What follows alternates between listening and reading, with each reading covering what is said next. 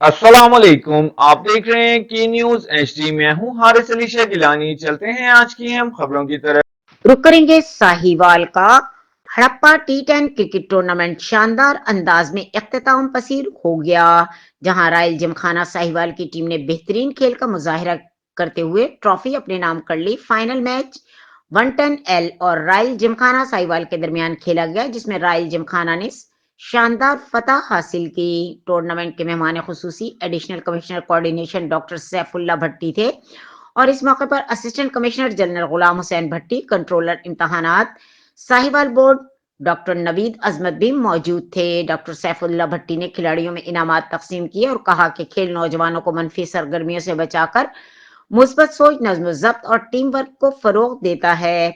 Additional commissioner coordination doctor Saifullah Bhatti ने कूड़ा dumping site और ग्रेशन प्लांट का तफसीली दौरा भी किया। उन्होंने जदीद मशीनरी कंट्रोल रूम और वेस्ट मैनेजमेंट के निज़ाम का जायजा लिया और कारकर्दगी पर इत्मीनान का इजहार किया।